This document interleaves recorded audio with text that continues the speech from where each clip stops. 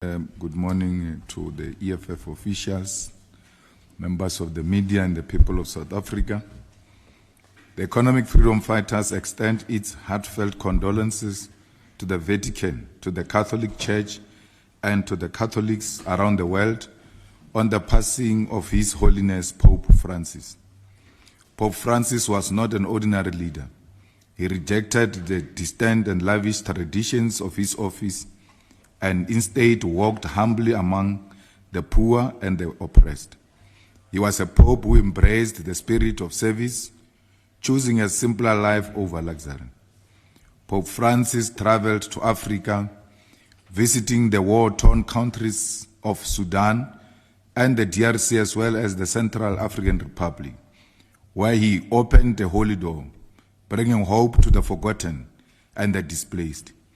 He spoke openly against poverty, inequality, colonialism, and the exploitation of Africa's people and resources. In one of his final acts of courage, Pope Francis raised his voice against the genocide unfolding in Gaza. He called for peace, condemned the slaughter of innocent civilians, and reminded the world that the lives of Palestinians are as sacred as any other.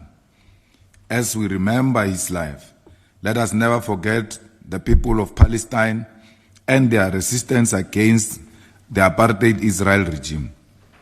Our freedom is incomplete without the freedom of the people of Palestine, and as South Africa, we must never retreat from our solidarity with Palestine, even in the face of intimidation by the USA.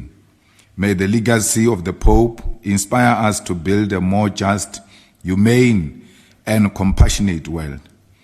The Economic Freedom Fighters welcomes the decision of the Western Cape High Court handed down on the 27th April 2025, setting aside the illegally adopted 2025 fiscal framework and revenue proposals and suspending the implementation of the VAT increase from 15% to 15.5%.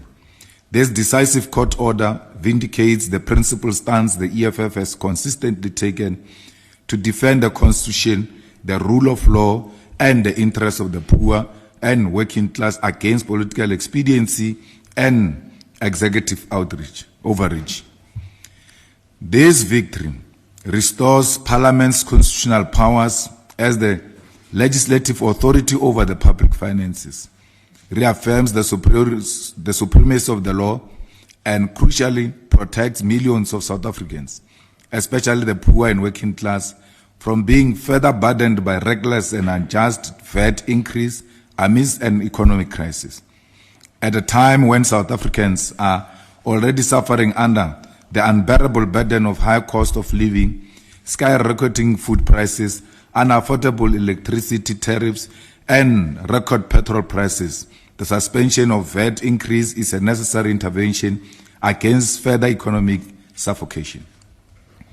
The EFF has long warned that the current Minister of Finance and the leadership of the National Treasury are incompetent, untrustworthy, and incapable of tabling a credible, believable, and lawful budget. From the onset, it was clear that they were detached from the economic realities faced by ordinary South Africans. The crisis began with the minister's catastrophic attempt to table the original 2025 budget on 19 February 2025. The budget collapsed under the weight of public and political rejection of the proposal to increase VAT by 2 percentage points and the refusal to implement the inflationary adjustment of income tax brackets. The EFF was among the first political parties to declare that the Minister of Finance failed to appreciate the depth of South Africa's economic crisis, even as he reluctantly considered that austerity budgeting had to end and rejected the first budget unconditionally. Unwilling to listen and arrogant, the minister returned to Parliament on 12 March 2025 with so-called revised budget. Yet the core proposal remained the same, a VAT increase, albeit now by 0.5% for the 2025-26 financial year. The EFF immediately rejected this revised budget, rightly identifying it as a shallow political compromise aimed at appeasing financial markets, not a genuine response to economic stagnation and mass unemployment. We maintain that the fiscal adjustment must not occur on the backs of the poor and the working class. We were clear. The budget tabled by the minister remains a proposal until Parliament adopts a lawful fiscal framework, division of revenue, appropriation bill, and associated revenue bills. Parliament has constitutional powers to amend and reject fiscal proposals. We were ready to submit comprehensive, concrete alternatives in the Standing Committee on Finance and Appropriations, which we did in the Standing Committee on Finance, to the ANC and to the Minister of Finance. Our proposals were aimed at building a developmental state capable of creating jobs and growing the economy without burdening the poor and working class through regressive taxes. We propose the following key measures. 1. Reject the VAT increase and protect poor and working class households. 2. Adjust personal income tax brackets by 4.5% to prevent bracket creep and protect wage earners. Increase corporate income tax from 27% to 28.5% in 2025-2026 and to 30.5% in 2026-2027. Targeting highly profitable corporations. Introduce a wealth tax on underutilized and luxury land holdings to raise at least 7.5 billion annually. Implement an apartheid wealth tax on pre-1994 trust to generate a once-off revenue of 30 billion to 50 billion. Introduce an annual levy on inherited wealth exceeding 10 million, estimated to raise 10 to 20 billion annually. Allocated an additional 4 billion in 2025-2026 to strengthen SARS capacity to combat illicit financial flows and recover unpaid taxes. Launch a 512 billion fiscal stimulus program over 3 years to fund infrastructure, frontline employment, reindustrialization, and rural development. Amend the Division of Revenue Bill to increase local government funding without reducing essential allocations for health, education, and basic services in provinces. These proposals reflect a credible, progressive, and transformative approach to fiscal policy, unlike the National Treasury's austerity-driven framework that sought to balance the budget on the backs of the poor and working class. However, because the ANC no longer enjoys a majority in Parliament and its committees, it chose to undermine democracy and the law by steamrolling the 2025 fiscal framework through deceitful tactics on 1st April 2025. They colluded with the Inkatha Freedom Party, Action SA, BOSA, Rise Mzansi, the Patriotic Alliance, the Pan-Africanist Congress of Azania, the Good Party, the National Coloured Party, and Al-Jamaa to adopt the fiscal framework illegally, ignoring the clear requirements of Section 8, subsection 4 of the Money Bills Amendment Procedure and Related Matters Act of 2009. Without a valid fiscal framework, no budget process could lawfully proceed.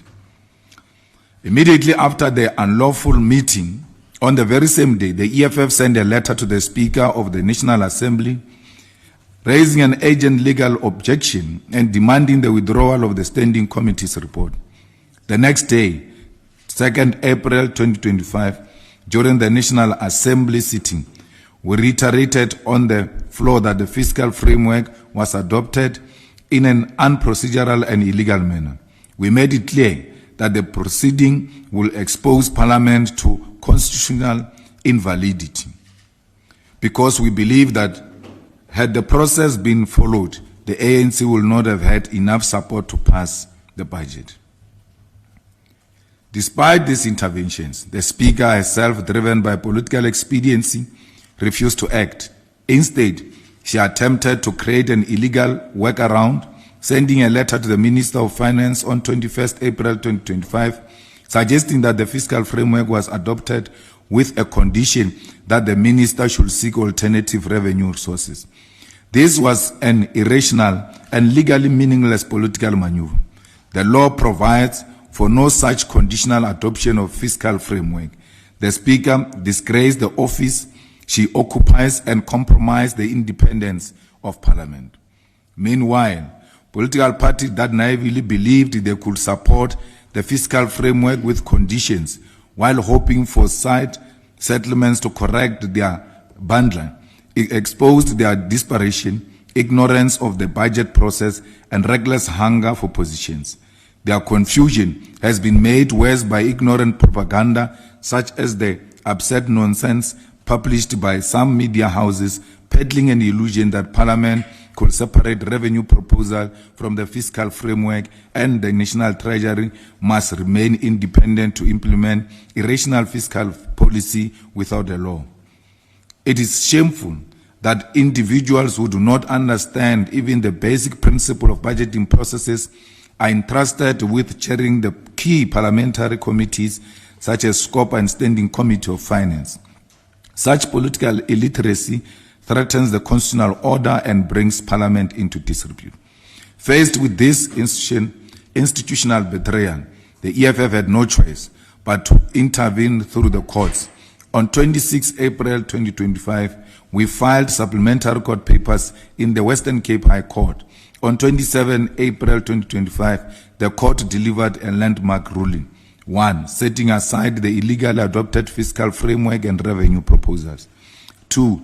Suspending the VAT increase scheduled for 1st May 2025. 3. Restoring constitutional order to Parliament's budgeting process. This ruling is not just a victory for the EFF, it is a victory for the people of South Africa. It is a victory for the rule of law. It is a victory for the poor and working class who would have suffered greatly under the VAT increase.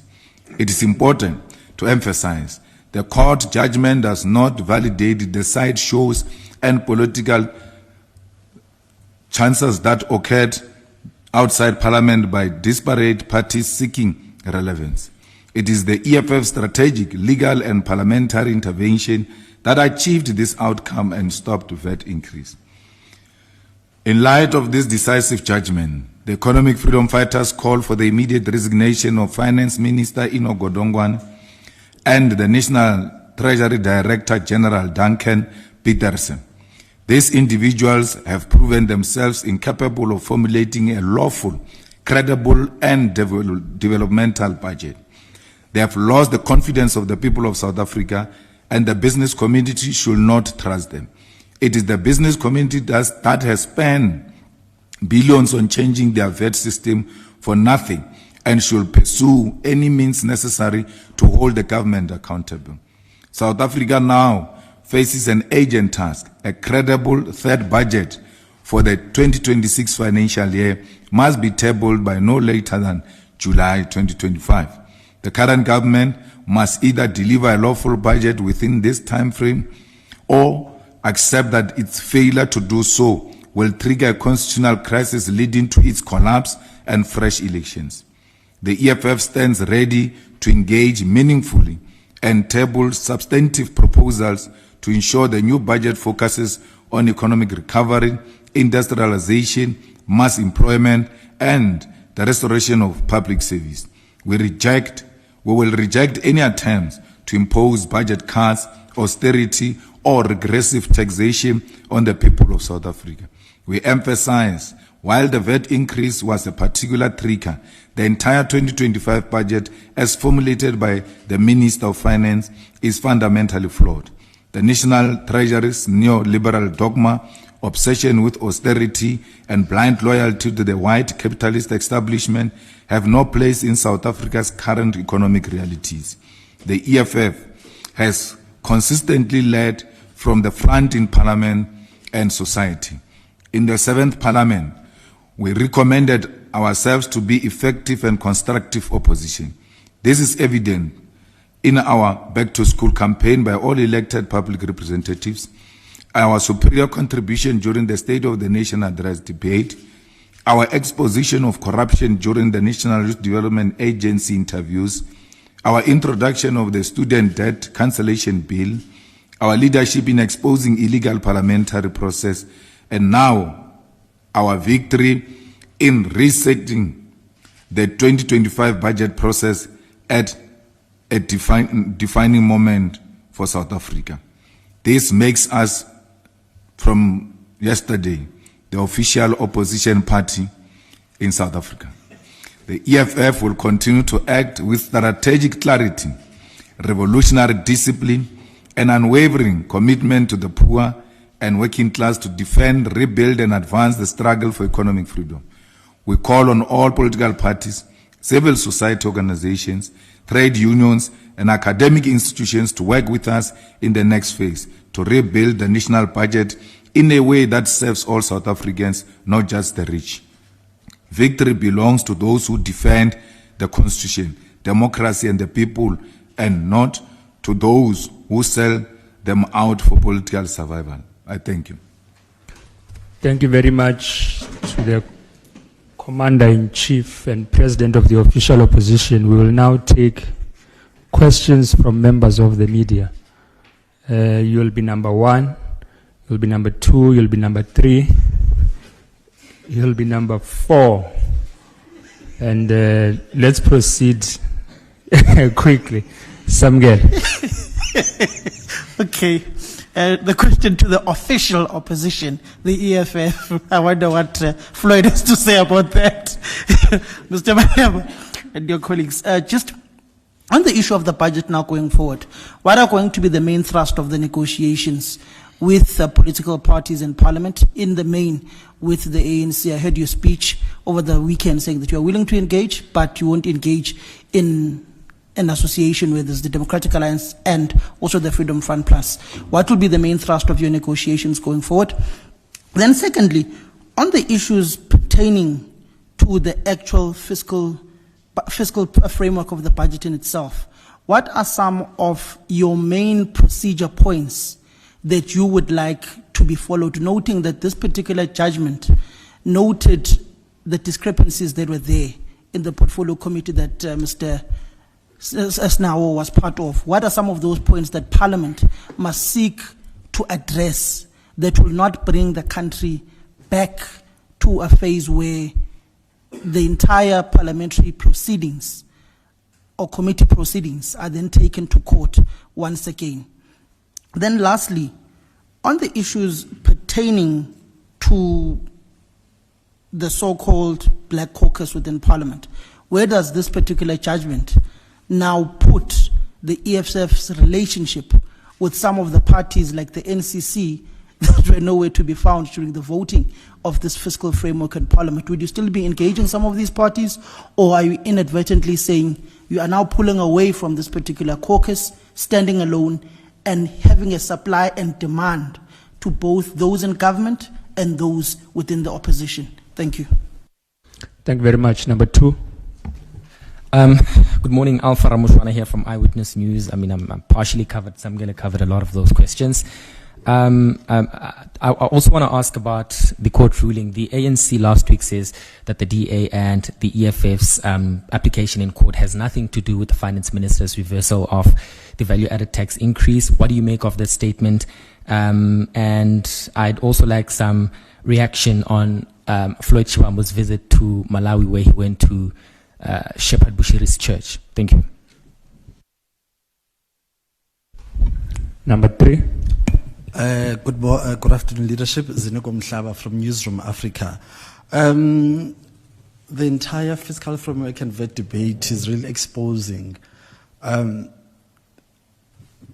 analysis and understanding legal processes of passing budgets as we see here. My question now then talks to the issues of how do you find balance between respecting the democratic process, in this case, respecting the views of the majority, which the ANC managed to garner, but also having an opposition that is able to take on that majority by, as the EFF has done, by taking legal steps to really enforce the legalities or the legal processes which Parliament must follow in deciding on such important matters. So, what lesson can we learn from this? And of course, how does this whole debate, as we have seen it unfolding, really put citizens of this country in a very, very vulnerable position? Do you believe that had the EFF and the DA not taken this issue legally, would be able to get consensus within parliamentary structures to fix the problem that the court has finally found? But also, going forward now, as Samkelo pointed out, the role of the opposition and the importance of the importance of uniting opposition parties within Parliament. Do you think that is still possible, or it is time for each party now to stand alone and also go as far as using legal processes, to challenge whatever they are not happy with? Thank you. Thank you very much. Number 4, and hopefully we'll keep it brief and straight to questions. Our data is slow. Good afternoon. Shannon Merricks from Kasi Broadcasting Africa. I want to focus on local issues. On 1st of April, the press statement talks of something that happens in Parliament or whatever. People voted and so on. 1st April is April Fool's Day. But on 27 April, the court reversed what happened on 1st April 2025. How does the EFF feel about that victory, that on 27 February 2025, the court reversed a very important judgment that's in the favor of poor people, especially black people? That's 1. 2, the EFF put some strikers in, for the lack of a better word, strikers in Parliament. It was Ompile, it was Siano, the spokesperson, and this other young doctor that we never saw before to fight this bill. And in the media, they actually brought more clarity to us in the media, and I think to the DA and others as well. Now you claim you are the official opposition. Do you think these young people will be able to take the EFF forward beyond where it is now? Number 3, the elephant in the room. The people out there are worried. Are people going to get SASSA payment next week? Are the poor black child going to get their feeding scheme next week? Are the Gogos going to get the grant? And the most important thing about the disability grant, pension, old age grant, and child grant, will they get the increase of the grant? Because remember, the increase now is part of this budget that, give or take, I'm not the doctor that gave the analysis of the budget, but now there's no budget. Thank you. All right, thank you, President. Thank you very much. You and the TG must be ready to also answer questions because you are members of the committee. You can provide more clarity on the processes that unfolded. There's no negotiations going forward with anyone. We are going to a committee, and then the law must be followed to the letter. So there's no one who's going to be seeking any favor from anyone. We outlined what we want in the budget, and we've even put that down, sent to the ANC, sent to the minister, and we've even published those things that we are talking about. So you will know that once we agree on such things, it means that the ANC, if it wants to win us over, it has to reach out and agree on some of those issues. Issues like the increase of corporate tax, the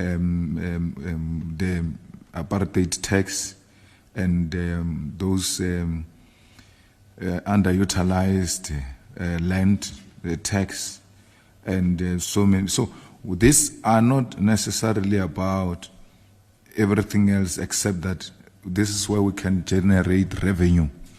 Instead of going to target the poor, let's go to the people who matter the most, who make money, and collect more taxes from them. And it has, the parliament process is such that this matter he must prepare a new budget, and then go to the finance committee, and then there must be public consultations, I think for 30 days, and then come back to through the committee to come and present the budget. So in all of those days, there will not be budget, so which means in the absence of the newly adopted budget, you use the previous budget. So that's where we find ourselves. The Progressive Caucus is there. I mean, even when we went to, what do you call it, to vote for budget, we had a meeting of the Progressive Caucus. We took a position with the NCC. The NCC was there. You saw that meeting we had with ANC by the toilet there in Parliament. There's a picture, they were standing next to the toilet. The ANC was asking us to abstain so that they can get the numbers, because they were not sure about the numbers. They were asking us to abstain. And they went to do that to NCC. They said they must abstain. So the NCC, having known that they participated in the Progressive Caucus and the position was taken there, they were not prepared to abstain being there. So they pretended like they are going outside for something and then they disappeared, which is a very unacceptable practices. I mean, we must not relate as if what is on the street. You can just, mislead people and disappear. But the people of South Africa will judge them for who they are. The ANC said the court papers have nothing to do with tax. The court spoke to tax. So the ANC is exposed.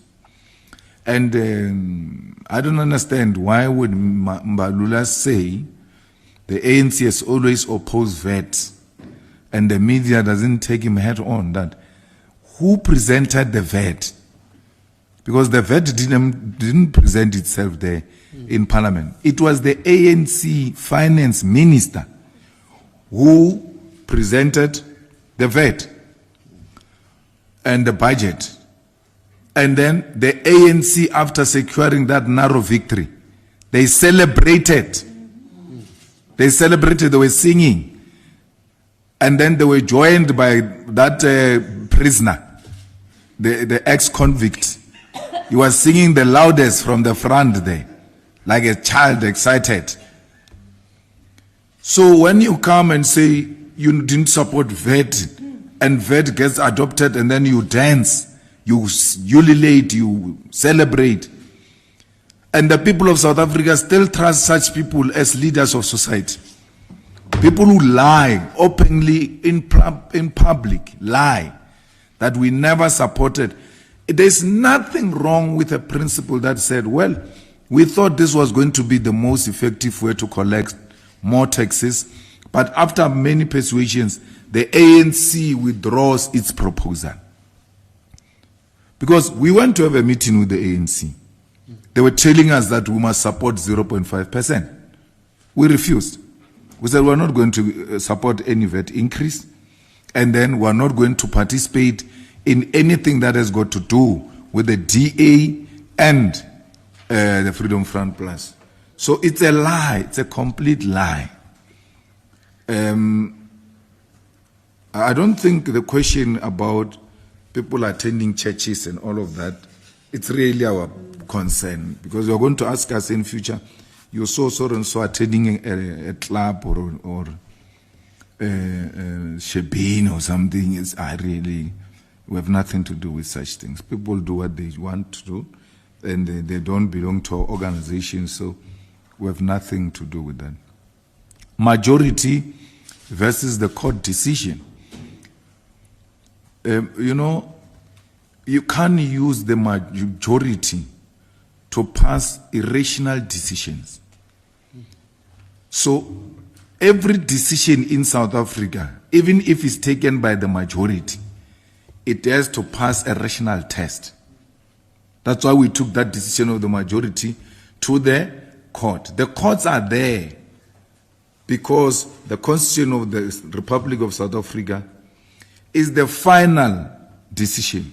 It's not politicians who take final decision. Politicians can debate, take a decision and all of that. But if it doesn't meet the constitutional requirements, the courts are going to come in. Because we don't have parliamentary supremacy in South Africa. We've got a constitutional supremacy. And therefore that the majority have taken a decision, no one else must come in. You are reducing our constitution to parliamentary supremacy. So that issue gets clarified by that the whatever majority you can have, it must meet the rational test. I mean, it's not for the first time. I mean, the majority approved Nkandla, and we took it to court. And the court said, yeah, no, this is wrong. Reverse the whole thing. So the arrogance of the ANC, and sometimes I don't think it's an arrogance of the ANC. I think sometimes is the illiteracy of the leadership of the ANC when it comes to parliament matters. Because remember, these people used to have majority. Now, they no longer have majority. Now they get exposed. Because in the past, when you debate, they say, no, let's vote. Let's vote. So they can no longer do that. Now they have to make serious, well-informed inputs. And those inputs have to meet the rational test. And that's where they get exposed. They are going to be exposed for a very long time. You can trust us with that. We don't have any agreements with any party. We are an independent organization. We contested elections in our own right, and we got elected in our own right. So even when we are in a progressive caucus, well, it doesn't take away the independence of the EFF. The same way didn't take away the independence of the NCC. It came to a meeting, it agreed, and it eventually used its own independence to determine where they finally stand on this matter. So we were under no illusion of being in some form of agreement with any political party. We contested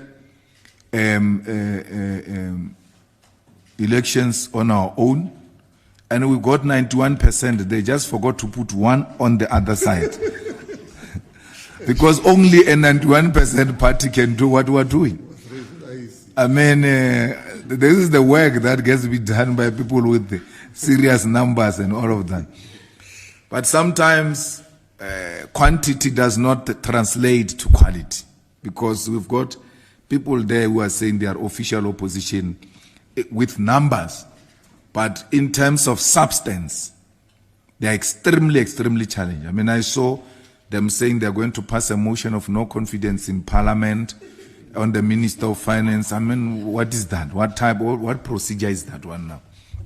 Because ministers are appointed by the President. They are not appointed by Parliament. We can make a call like we're doing, but the final decision rests with the President of the Republic of South Africa. Those are the types of stupid things we are not going to agree to. And you are going to say, no, the Progressive Caucus is not working together. Working together, agreeing on stupidity. We can't allow that. We are not going to be part of such things. We only agree and align ourselves on superior logic. Our going to court, we didn't join the DA. You know how the court matters work. If you come to court and there's someone already in court on the same matter, you're going to be forced to join that matter. We wrote a letter to the Speaker, midnight. They woke up in the morning to see our letter. They wrote a letter. They were arguing different points altogether. Even in court, they were arguing completely different points. This court decision, if you go and look at it, it is in the prayers. Raw as it is, it's in the prayers of the EFF. You must just go and read the prayers of the EFF in the court papers and then look at this judgment. It's exactly what the EFF asked the court to do. Then you go to the DA, you look at the prayers of the DA, and you look at this agreement, you realize that the DA was there for a different reason. And someone was saying, yeah, but you are voting with the DA. I said, no, we're not voting with the DA. We're voting for EFF position. And we're doing it for different reasons. We never voted for the same position with the DA because we are sharing the same reasons. We don't share the same reasons with the DA. 27 April was a very important day in the history of South Africa in 1994. And today it becomes again an important day, a turning point in the politics of South Africa, and especially parliamentary politics. So to overturn a decision of April Fools on the 27th of April was a victory to the Constitution of the Republic of South Africa. That fools will never undermine the Constitution of the Republic of South Africa for as long as the EFF is there. The EFF has always been led by young people, and we've got full confidence in them, and that's why we entrust them with responsibilities and huge responsibilities, and they don't disappoint. They always come back with victory.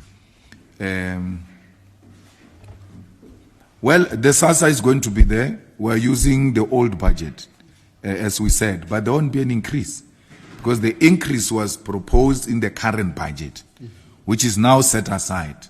So which means the 20 rand he promised to increase that grant they give to the unemployed, social relief.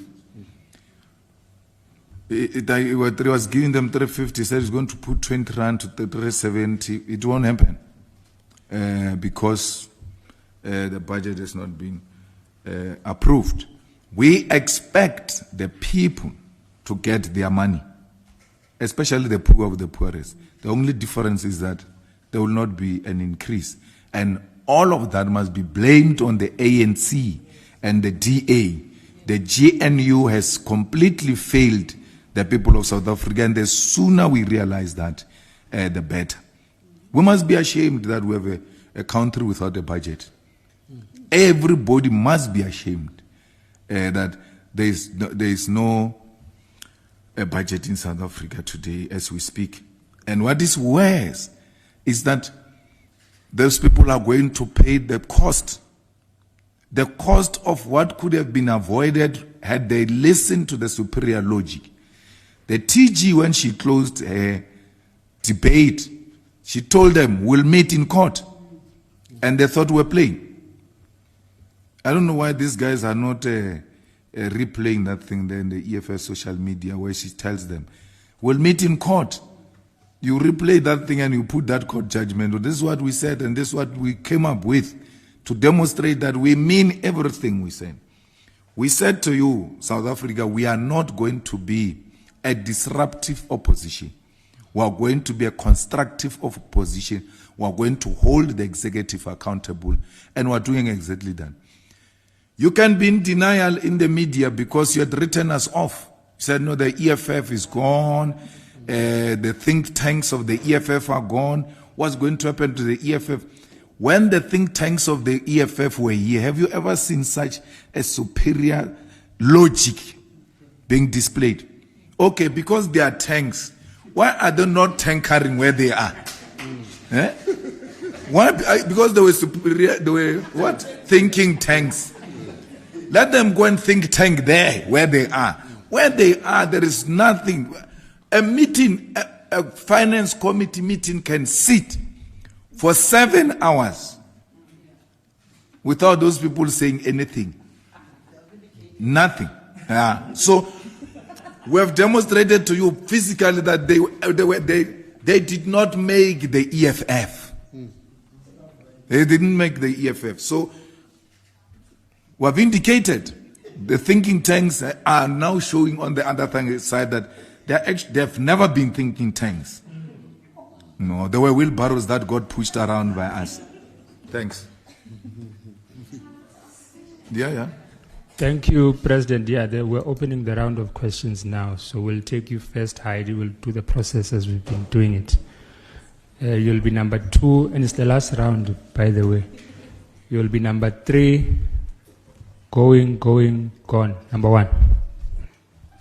Mr. Malema, you basically answered my question, but if you could just elaborate a little on it. The MK released a statement saying they're going to have a motion, they want a motion of no confidence against the finance minister, and we all know that that's not really possible. But if it ever happens, would you be in support of the MK? Would you support that decision? And you're calling for the finance minister to resign, which is probably not going to happen. But as the EFF, is there any other way that you would call for his resignation or any action taken for him to resign? And then just thirdly, you speak about the fact that the previous budget is still in effect because the new budget hasn't been implemented and there's going to be an entirely new fiscal framework. Now, debt to GDP ratio is probably going to be pushed over to 77% because we just don't have that revenue shortfall that we would have gotten from the VAT.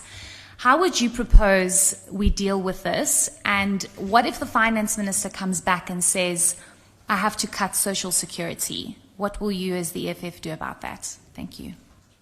Number 2. Samkela again.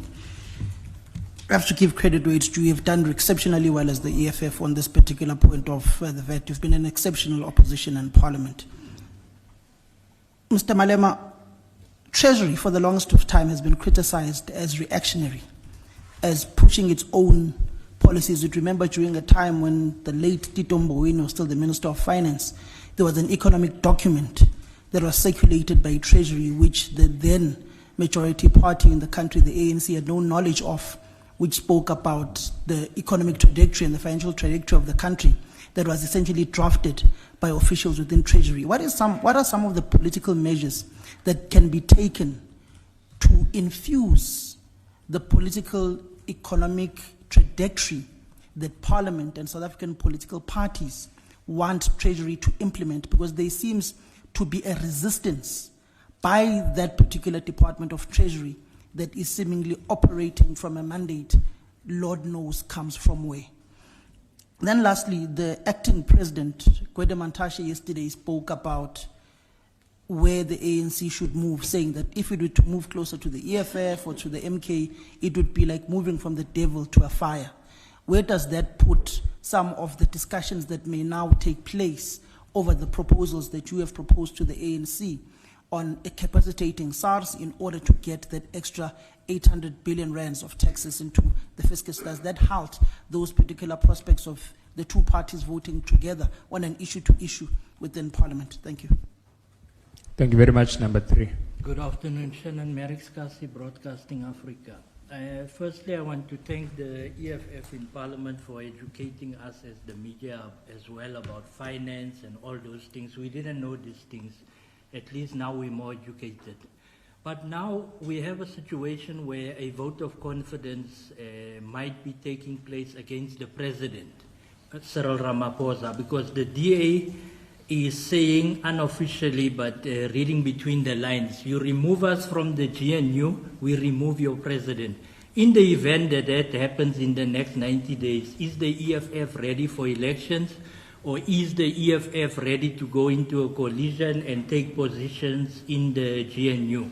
It's either the ANC push the DA out or the DA leaves on its own. But ultimately, the fall guy is not the finance minister. It's the president if the GNU collapses. Thank you. President. Sure.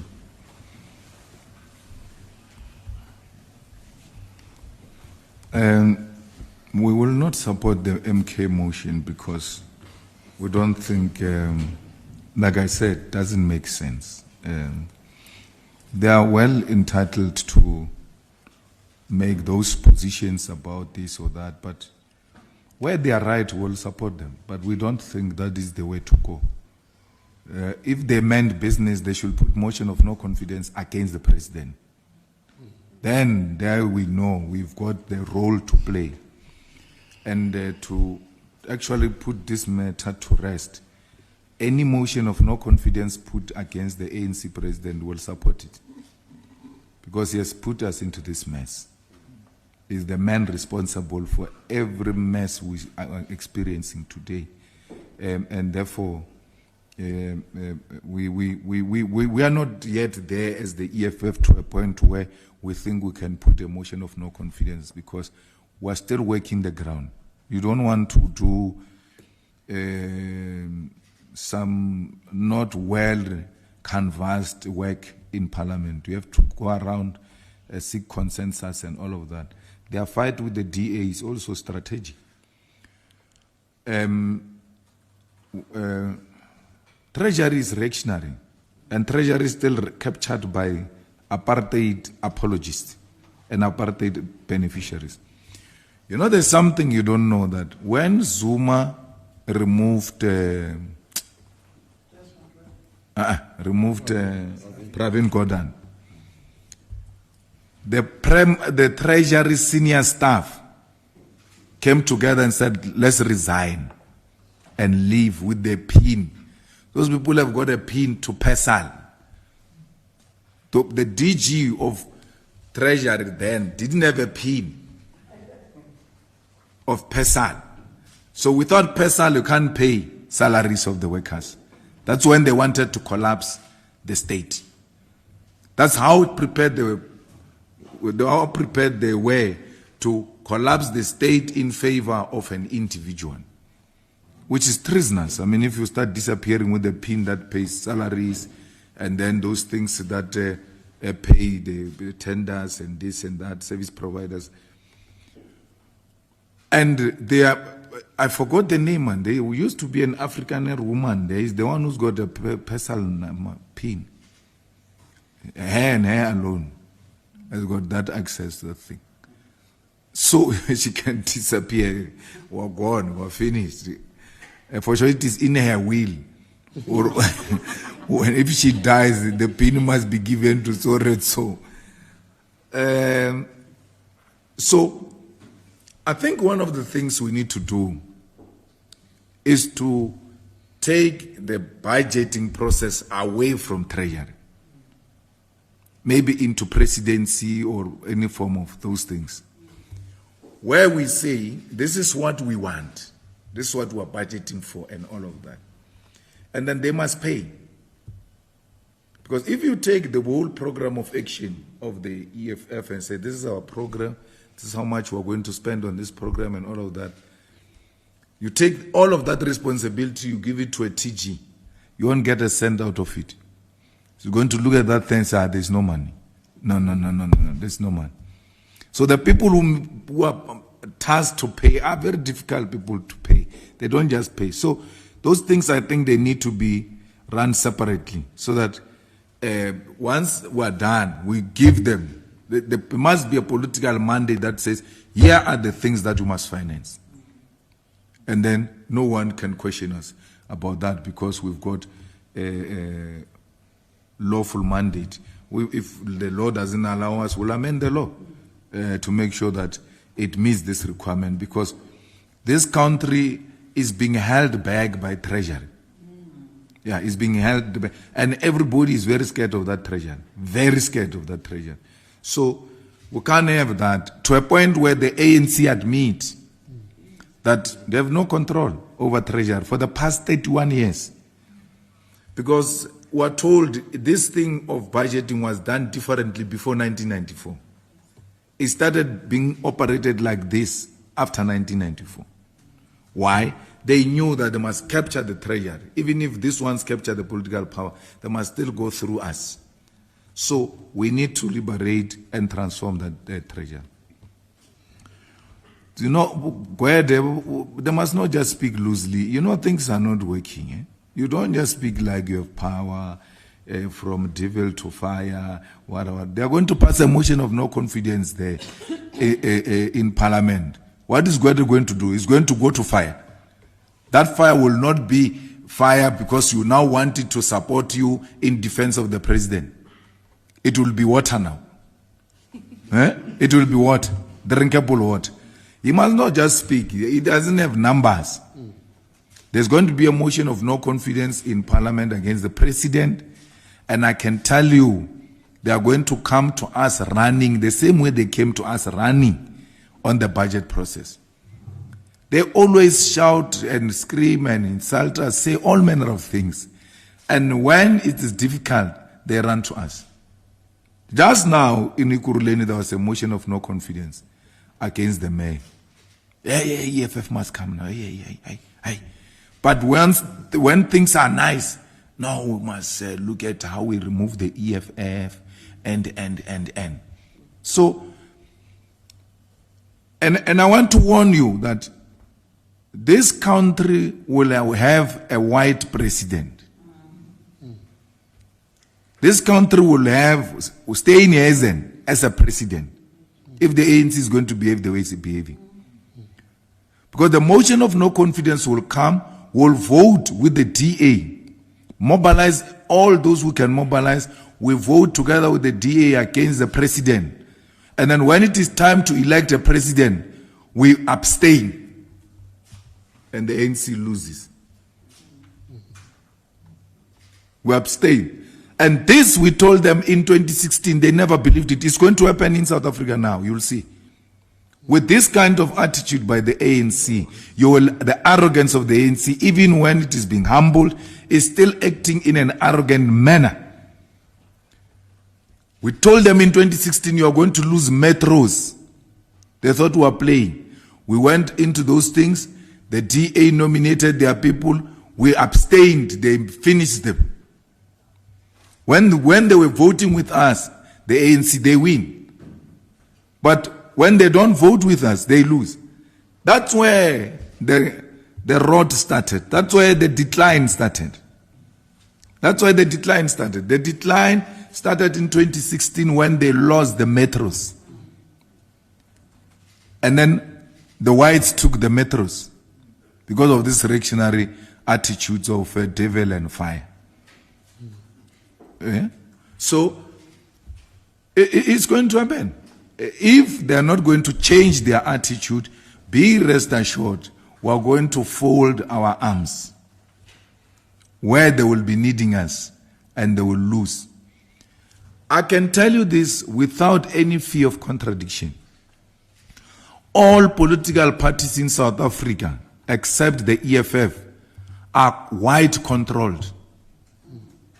The same goes to MK, by the way. Yeah, they are white controlled. So, once a motion is put and the Israelis call PA, let's go this way. They call ACDP this way. They call DA this way. Holomesa this way. Bossa, Musi Maimane this way. I mean, the biggest funder of Musi Maimane is that woman who used to own Hilton Hotel here in Santana. I forgot the name. So, all of them, they can just be told, we are all moving this way. And you can see those Mapantiti, they don't have any principle. And they don't pretend. They tell you, now we go where we're eating. If there is no eating, we are not going. So if we realize this thing, if they realize this thing is collapsing, they are going to move to the site where there is eating. So they don't even they are not pretentious about it. So the GNU has completely failed. The GNU effectively has collapsed. To just be told that, no, we're still together, GNU is still there. If you are there, why can't you pass the budget? So the inability to pass the budget, it's a confirmation that the GNU has collapsed. They are still managing each other. But there will come a point where one of them will have to take a decision. We will not work with the DA, and we don't want to work with the DA, but the ANC must continue to push us away. We will not work with the DA. We will fold our arms where they need us the most. Because the ANC with the EFF is 49%. And then you get one where they can bring those Mapantiti of theirs, or they can bring Action SA. It's done. You have a coalition of three stable parties. Three. IFP's reactionary is going to go with the DA. It's just pretending now that they act bold because they are drunk with blue lights and all of that. But we know IFP is Oppenheimer owned. You guys are in the media. You have been there for quite some time. You have attended, because you are a media, you have access to the most strategic positions and all of that. You have never seen the Oppenheimers in anybody's funeral except the funeral of Mangosuthu Buthelezi. They were never there at Mandela's funeral, the icon. They were not there at Desmond Tutu's funeral. But when the president of their party died, they had to come out because now their man is gone. They gave the IFP 10 million, now 20 million now for these elections. So you can't say the IFP is not white-owned. Even Mashaba is white-owned. The real guy there in the action essay is that guy called the national chairperson. What is it? Blue? Michael, yes. Mike, that's the guy who's the brain, the ngondo of that thing. Malumi and doesn't know what he's doing, man. Even on the vet, I went to sit down with him. I said to him, hey, my guy, please do not support this budget. Do not believe what these people are saying. I worked with them. They are dishonest people. They will never deliver what they have promised you. He says, if we don't approve budget, then the markets are going to collapse and then the economy will crash. Yesterday, the court put aside the budget. Where are the collapsed markets? Where is the collapsed economy? The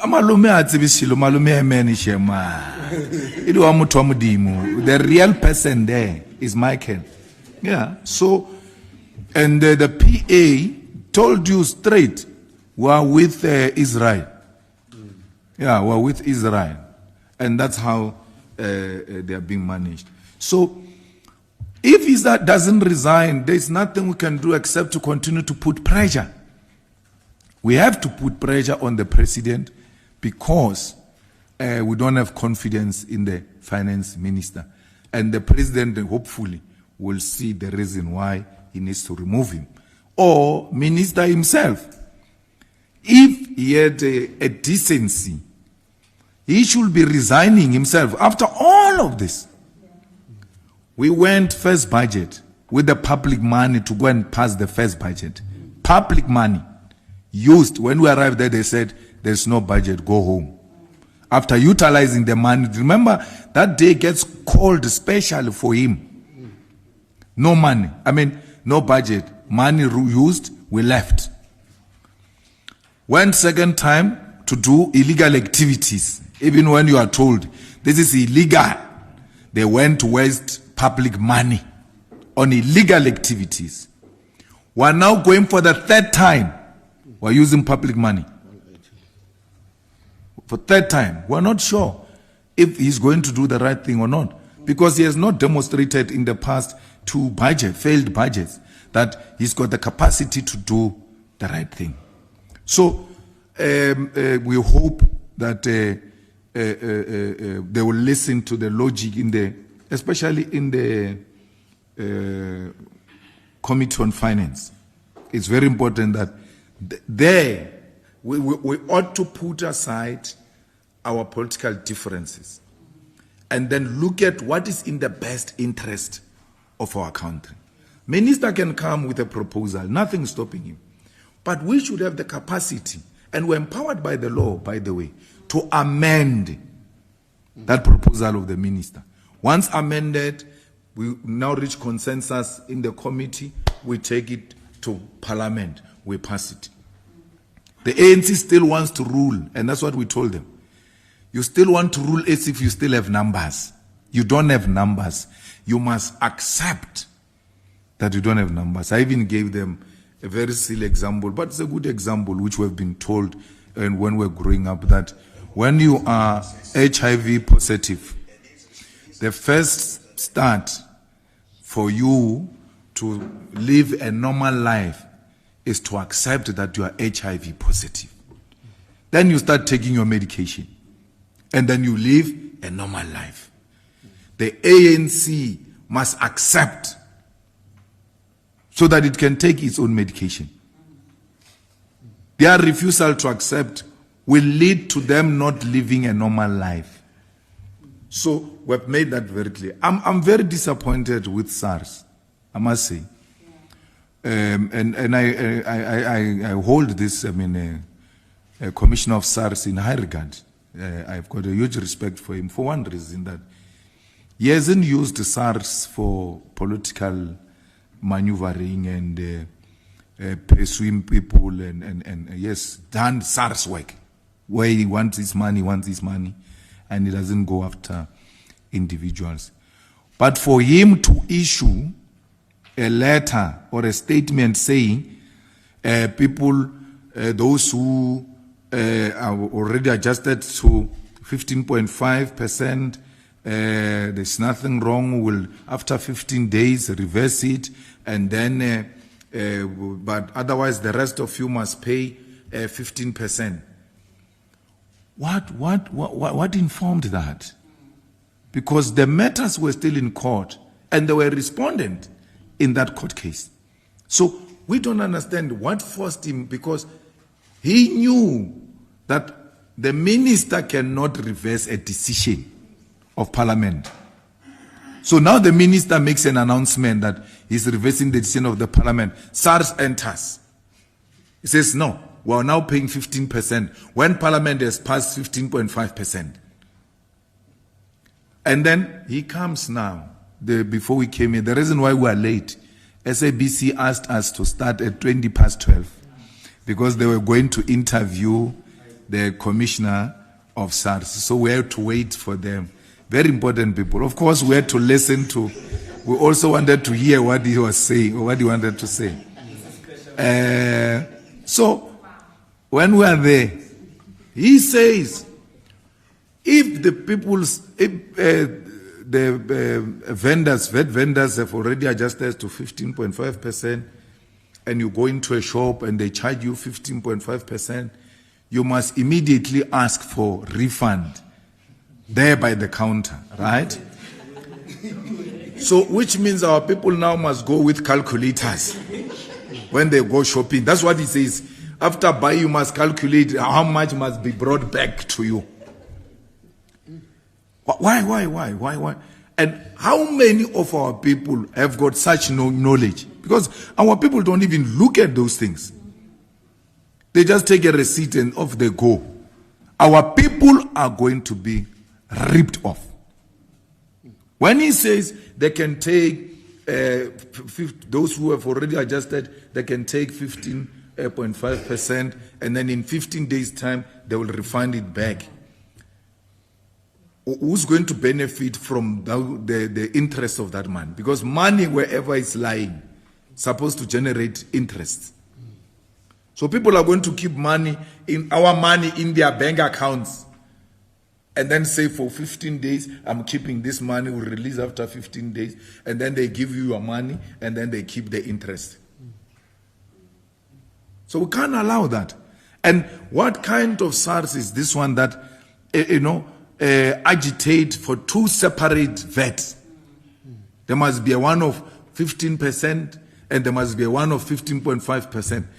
If you were not convinced that there is uncertainty in this country, just listen to what SARS is saying. Just listen to what SARS is saying. No, others can take 15.5%, others can take 15%. SARS is supposed to say the VAT of South Africa is 15%. Anyone who's going to take more than that, it's an illegal activity. They must reverse it. They must go back to those vendors of VAT and tell them, whoever adjusted, go back to 15%. That will also be a demonstration that SARS respect the court. The court has now made a decision. Maybe they were doubting us and all of that. That's fine. The court has now made it very clear. The VAT in South Africa is 15%.